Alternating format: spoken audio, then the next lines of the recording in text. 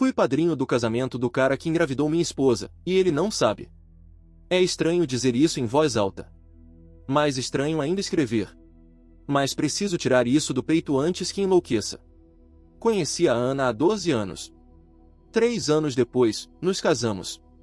Hoje temos 2 filhos, o Lucas, de 8 anos, e a Sofia, de 5. Nossa vida parecia tranquila. Normal. Aquela rotina que muita gente inveja: trabalho, escola, jantar juntos, domingo no parque. Eu achava que estava tudo bem. Meu melhor amigo, ou pelo menos era, se chama Pedro. A gente se conheceu na faculdade, dividimos apartamento, bebemos juntos em noites ruins, comemoramos nas boas. Ele foi meu padrinho de casamento. E eu fui o dele. Confiança total. Irmãos, praticamente. Há pouco mais de um ano, comecei a perceber uma mudança na Ana. Pequena no começo. Olhar distante, respostas curtas, distração com as crianças. Achei que fosse cansaço. Quem não se desgasta com filhos, trabalho, casa? Eu relevei. Até que um dia precisei ligar pro encanador. Meu celular estava sem bateria. Peguei o dela, que estava em cima da cama, desbloqueado. Por reflexo, abri a agenda. E aí apareceu uma notificação. Do Pedro. Não consegui resistir. Abri. Foi como tomar um soco no estômago. As mensagens não deixavam dúvidas. Ele a chamava de meu amor, dizia que sonhava em fugir com ela, mandava corações, falava da época em que ela quase contou tudo. Tinham apelidos. Tinham datas. Tinham planos. Aquilo já existia há muito tempo. Me senti um idiota. Confrontei a Ana naquela mesma noite. Ela ficou branca. Sentou no chão e começou a chorar. Me pediu desculpas. Disse que foi fraca. Que me amava. Que nunca quis me machucar. Ela confessou que o caso começou quando eu viajei a trabalho, anos atrás. Que foi só uma vez no começo. Que depois virou um hábito. Que se arrependeu, mas não conseguia parar. Que o Pedro era uma fuga. Tudo desabou. Mas ainda tinha mais. Eu não conseguia tirar isso da cabeça. A Sofia, os olhos dela são diferentes. O nariz. Sempre ouvi gente dizendo que ela parecia com o Pedro, e ria sem graça. Mas depois daquilo, não consegui mais ignorar. Fiz o teste de DNA escondido. O resultado? Positivo. Para ele. Ela não é minha filha biológica. Respirei fundo. Tive uma crise. Me tranquei no carro. Gritei. Chorei. Vomitei. Depois voltei, vi a Sofia dormindo no sofá com o uniforme da escola sujo de tinta. E doeu. Doeu mais do que qualquer traição. Porque ela me chama de pai. Me espera na porta. Me desenha nas aulas. Me ama. E eu a amo. Mesmo que não tenha o meu sangue. Pedro não sabe que descobri. Continua vindo aqui. Brinca com as crianças. Me abraça. Me chama de irmão. Às vezes fico observando ele pegar Sofia no colo, e me dá uma vontade insuportável de socar ele no chão. Outras vezes, só quero que ele desapareça da minha vida sem saber de nada. Fico preso nesse loop. Ana está tentando reconstruir algo entre a gente. Está mais presente. Mais calma. Mas não consigo tocar nela sem lembrar. O silêncio entre nós é pesado. Cheio de coisas não ditas. E eu tô preso nesse dilema miserável. Conto pra ele? Conto pra minha filha? Destruo essa farsa? Arrebento com tudo e tento recomeçar? Ou fico aqui, fingindo que sou o homem da casa, o pai, o amigo, enquanto tudo dentro de mim grita? Não sei mais quem sou. Só sei que nada vai voltar a ser como antes. E o pior de tudo? Eu ainda amo minha filha. Mesmo ela sendo filha do homem que destruiu minha família. E talvez isso seja o mais cruel de tudo. Desde que descobri tudo, tenho vivido como se estivesse no piloto automático. Acordo, preparo o café das crianças, as levo para a escola, volto, trabalho. Finjo. Minto. Engulo cada boa lembrança que eu tinha com Ana e Pedro como se fossem cacos de vidro. E sorrio. Porque meus filhos, mesmo que agora eu saiba que Sofia talvez nunca tenha sido minha de verdade, não merecem crescer num lar destruído por mentiras. Mesmo que esse lar esteja aos poucos me matando por dentro. Ana implorou para que eu não contasse nada a Pedro. Ela disse que acabou. Que foi um deslize que durou tempo demais. Que foi uma covardia e que se arrepende todos os dias. Mas me olha com aqueles olhos vermelhos, esvaziados, e eu vejo mais medo do que culpa. Não sei se é medo de me perder, medo de perder a estabilidade ou medo de encarar o que fez. A verdade é que, depois que tudo se quebra, o som da convivência vira silêncio. Ela dorme do outro lado da cama, de costas. Às vezes, olho para o teto, lembrando da noite em que Sofia nasceu. Lembro da minha emoção ao segurar aquela menininha pequena e frágil. Lembro do Pedro chegando no hospital com um buquê, rindo, abraçando Ana. Lembro dele tirando fotos de mim com ela no colo. Fotos que ainda estão em porta-retratos espalhados pela casa. Fico pensando o que passou pela cabeça dele, olhando para mim segurando a filha dele, e me chamando de irmão. Comecei a evitar Pedro. Invento desculpas quando ele sugere de nos vermos. Ele percebe, claro. Até mandou uma mensagem perguntando se fiz algo errado, se falei algo. Quase respondi. Quase escrevi, você engravidou minha esposa e deixou que eu criasse sua filha por 5 anos. Mas apaguei. Porque o problema não é ele. Sou eu. Sou eu que estou travado. Sou eu que não consigo agir. Teve uma noite em que quase contei tudo. As crianças estavam dormindo.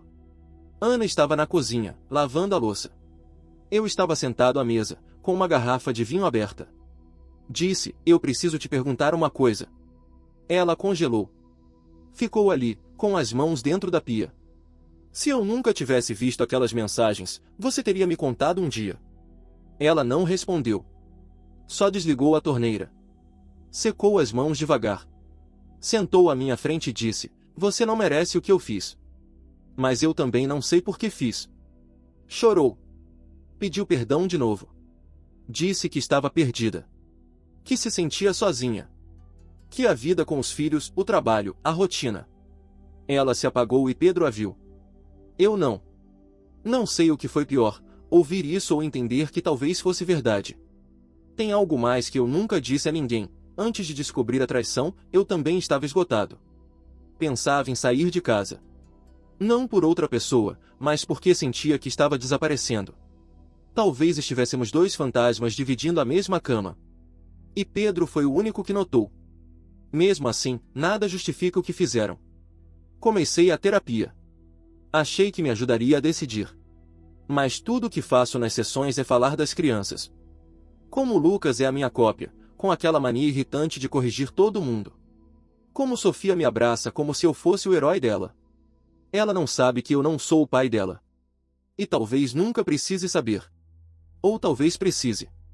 Não sei. Esse é o meu inferno. Pensei em sair de casa. Mas quem fica com as crianças? Como explicar? Como dizer que o tio Pedro, que vem aqui nos fins de semana, que dá presentes, que levou Lucas ao estádio pela primeira vez, é na verdade o pai biológico da irmã dele? Como arranco a infância deles à força e jogo no chão? E Pedro, ele não é um monstro. Não é. É isso que mais me corrói. Ele ama os filhos dele. Inclusive a minha filha, ou o que ele pensa que é.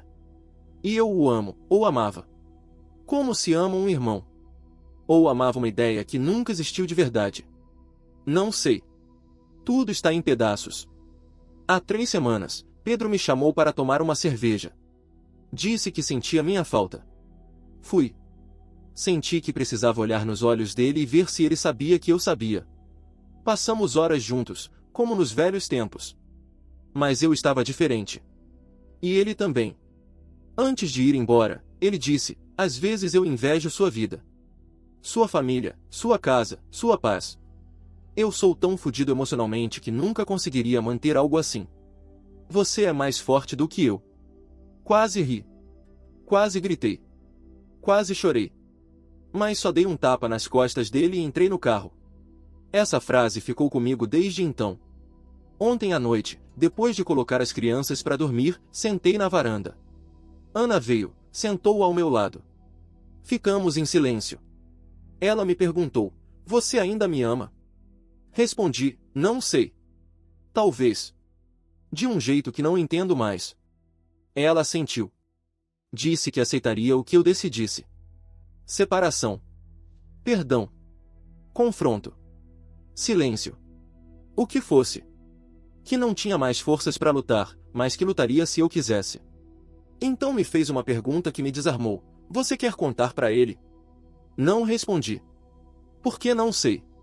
Às vezes penso em reunir todos, Pedro, Ana, eu, e jogar tudo na mesa. Pedir para ele olhar nos meus olhos e dizer se em algum momento, nesses 5 anos, ele pensou em mim enquanto mentia, enquanto abraçava minha filha, enquanto brindava na nossa sala. Mas o que isso adiantaria? Me traria paz? Me daria justiça? Ou só destruiria tudo de vez? Outras vezes penso em fugir. Pegar as crianças, sumir, recomeçar em outra cidade. Mas e Ana? E eles? E Sofia, que me chamaria no meio da noite e não me encontraria? Eu não posso destruir a infância deles por causa do erro de 2 adultos. E aí há noites como hoje.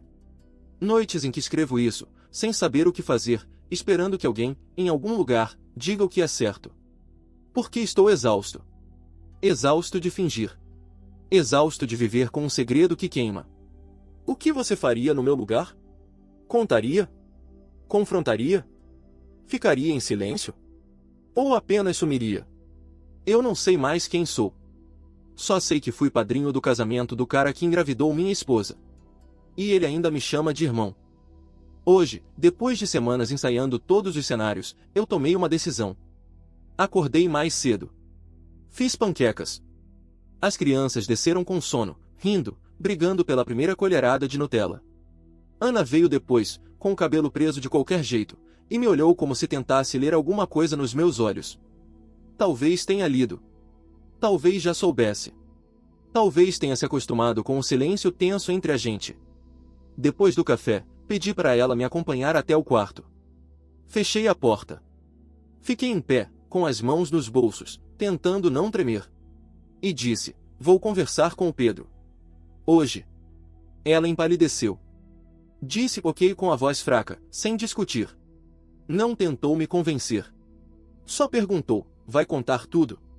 Respirei fundo. Ainda não sei. Mas ele merece saber alguma coisa. Pelo menos o suficiente para parar de vir aqui sorrindo como se nada tivesse acontecido. Ela assentiu. Olhou pro chão. Seja gentil com ele. Se conseguir. No fim da tarde, deixei as crianças com minha irmã e fui até a casa do Pedro. Ele me recebeu com um sorriso, como sempre. Me abraçou, chamou de irmãozão. Abriu uma cerveja para mim. Sentei no sofá e ele ficou de pé, contando uma piada do trabalho. Não consegui rir. Ele percebeu. Ficou em silêncio. Tá tudo bem? Foi aí que quebrei. Comecei devagar. Disse que sabia de algumas coisas. Que tinha lido mensagens. Que sabia que ele e Ana tinham cruzado uma linha. Que eu sabia da época. Que sabia da possibilidade sobre Sofia. O rosto dele mudou como se eu tivesse dado um soco. Ele empalideceu, engasgou, sentou. Você, como? Cara, me perdoa. Eu juro que foi um erro. Eu pensei em te contar. Muitas vezes. Mas ela disse que ia acabar. E eu só. Ele chorou. Pela primeira vez em 20 anos, vi aquele homem que sempre foi mais forte do que eu, mais seguro, mais confiante, ruir. Ele colocou a cabeça entre as mãos e chorou como uma criança. Não falei por alguns minutos. Deixei ele afundar. Era o mínimo. Depois, me levantei. Disse, você não vai mais entrar na minha casa. Não vai mais brincar com meus filhos. Não vai mais fingir ser o que não é. Ele levantou a cabeça, desesperado. Mas ela, e se for minha filha? Olhei bem nos olhos dele. Ela é minha filha. Eu a criei. Eu que fiquei noites acordado. Eu que cuidei dos machucados, das febres, dos pesadelos. Você não tem esse direito. Ele chorou mais ainda. Implorou. Disse que queria fazer o certo. Que podia fazer teste de DNA. Que queria ajudar. Que não ia fugir. Mas não era sobre isso. Era sobre respeito. Sobre lealdade. Sobre o fato de que ele teve milhares de chances de fazer o certo e escolheu o oposto. Fui embora. Sem bater a porta. Sem dizer mais nada. Voltei para casa com o corpo pesado e a alma em pedaços. Ana me esperava no sofá. Quando me viu, levantou. Não perguntou nada. Só disse: "Você ainda quer ficar?" Fiquei em silêncio por um longo tempo. Não era só sobre ela. Ou sobre ele. Era sobre mim. Sobre o que sobrou de mim depois de tudo. Sobre quem eu seria se continuasse ali. Então respondi com o que restava de firmeza. Quero ficar pelas crianças. Quero ser o pai deles. Quero garantir que cresçam em paz. Mas entre nós, vai levar tempo. Muito tempo. E talvez nunca volte a ser o que foi. Ela chorou. Mas não implorou. Acho que também entendeu. Hoje à noite, antes de escrever isso, fui ao quarto de Sofia. Ela dormia abraçada ao coelhinho que ganhou no aniversário de 2 anos. Ajeitei o cobertor. Toquei o cabelo dela. Ela sorriu dormindo. E naquele momento, soube com clareza o que precisava fazer. Não vou contar para ela. Não agora. Talvez nunca. Porque ela não é culpada por nada disso. E merece crescer com o pai que ela conhece, eu. O resto? Eu vou carregar. Porque às vezes, a maior força está em proteger quem você ama mesmo que o mundo inteiro tenha desabado sobre você. Essa é a minha verdade agora. Eu fui padrinho do casamento do cara que engravidou minha esposa. E mesmo depois de tudo, continuo sendo o pai da filha dele. Mesmo que ele nunca mereça saber disso.